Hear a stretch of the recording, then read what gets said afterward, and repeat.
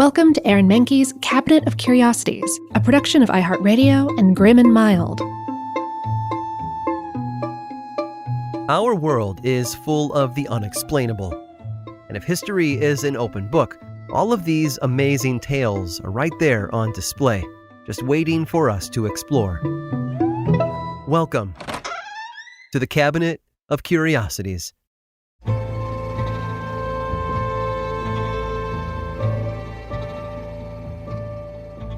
Necessity is the mother of invention, as the saying goes. So many inventions and products we have today arose from a problem someone needed to solve. And such was the case with French physician René Théophile Hyacinthe Laennec, who desperately wanted to find a better way to listen to a patient's heartbeat. Anyone who's ever been to a doctor's office is familiar with René's iconic invention, the stethoscope. The name comes from the Greek word stetho, meaning chest, and scope, which translates to examination. The stethoscope's invention forever changed healthcare and is probably one of the top inventions in medical history.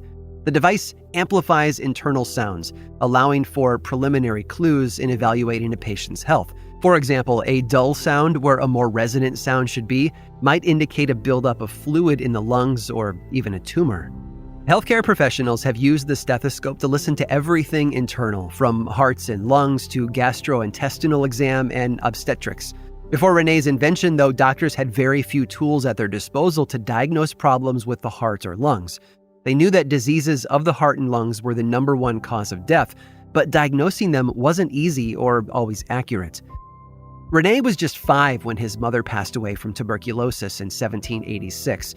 His father proved incompetent to care for his children, and René and his brother were sent to live with an uncle who worked as a dean of a medical university. His mother's death had impacted him greatly, and young René dove deeply into his studies. His first foray into the profession came during the midst of counter-revolutionary revolts. He cared for patients and applied surgical dressings. In 1800, he went to Paris, where he was accepted by a very selective and elite school and studied anatomy and dissection under some of France's most prestigious professionals in the medical field. As a student, René became well known and regarded for his studies in periodontitis and tuberculosis. When he graduated in 1804, he continued his research at the Society of School of Medicine in Paris. After that, he became the personal physician to Cardinal Fesch, Napoleon's half-brother. His employment with the cardinal encouraged René to work with the poor and bring them better health care. During the Napoleonic Wars, René took charge of a ward in a Paris hospital reserved for wounded soldiers. And then in 1816, he was appointed to the Necker Hospital in Paris, where he worked as a physician. Now, it was there where he noticed a problem. He'd grown critical of the way most doctors listened to a patient's heartbeat.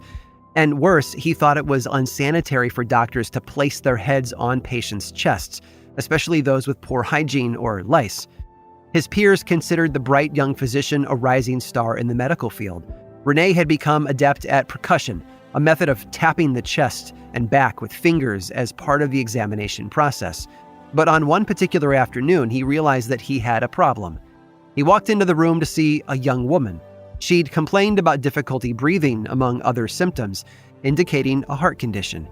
One look at her told him that the percussion method wasn't going to be of any use. For several awkward moments, doctor and patient stared at each other. And then the idea came to him. It was a simple fact of acoustics. He grabbed a few nearby papers and rolled them into a tube, much like a flute, and then he placed one end over the young woman's heart and placed his ear over the other. The sound of her heartbeat echoed back to him even louder than he'd expected. And from that moment on, René experimented with his invention, using pine to make the first stethoscope, solving his problem. You see, René had treated mostly men and was reluctant to place his head so close to a female patient's breast, especially a rather well-endowed one. In short, embarrassment sparked the stethoscope's invention. I guess you could say that René finally got that problem off his chest.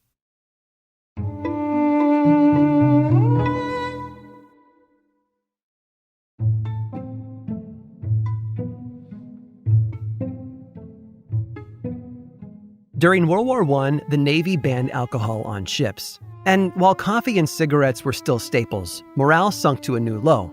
Officers needed something to lift spirits. They tried many foods and drinks, although none seemed to do as well or were as universally liked as alcohol. But that didn't stop them from trying. And finally, they found something that all the men loved even more than their favorite liquor. The men enjoyed it so much that keeping it on board the ship proved difficult. To solve the problem, they transformed a refrigerated barge into a makeshift factory. Years went by, and one war led to another.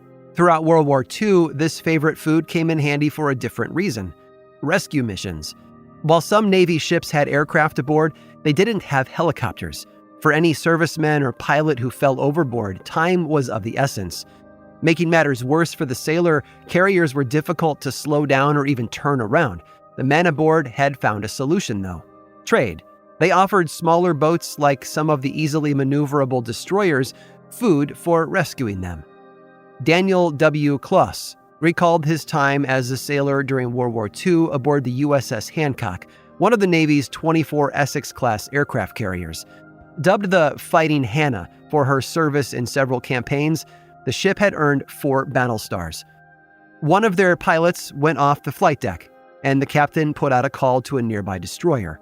While the pilot would have been rescued sooner or later, Kloss believed it was the initial offer of 250 pounds of this food that got the destroyer to respond so quickly. In fact, the item is accredited with saving many of the pilot's lives. You see, smaller ships didn't have enough room for this dish, so when they were called on to rescue pilots, they usually could count on the food as a reward for a timely response. This food became so popular that Americans were rationed 2 key ingredients during wartime to ensure that the troops had enough to make it. The military spent $1 million to keep the servicemen in supply. Tragedy struck the USS Lexington in May of 1942. The ship was critically damaged during the Battle of the Coral Sea. Over 200 men lost their lives.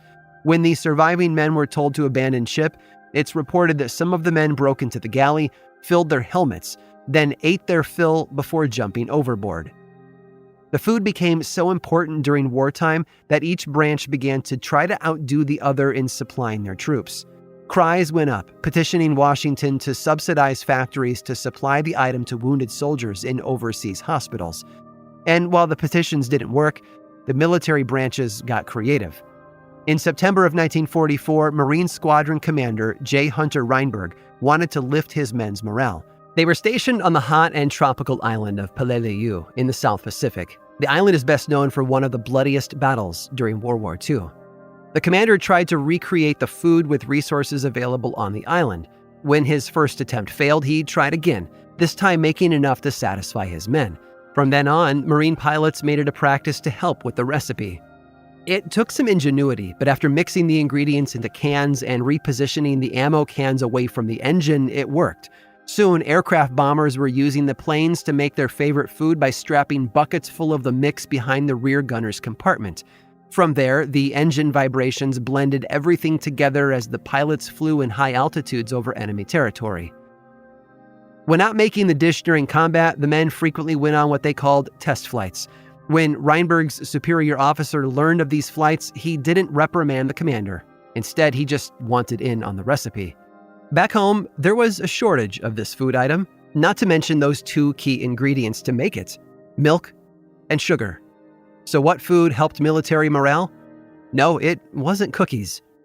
As the children's saying goes, I scream, you scream. We all scream for ice cream. I hope you've enjoyed today's guided tour of the Cabinet of Curiosities. Subscribe for free on Apple Podcasts or learn more about the show by visiting curiositiespodcast.com. This show was created by me, Aaron Mahnke, in partnership with How Stuff Works. I make another award-winning show called Lore, which is a podcast, book series, and television show, and you can learn all about it over at theworldoflore.com. And until next time, stay curious.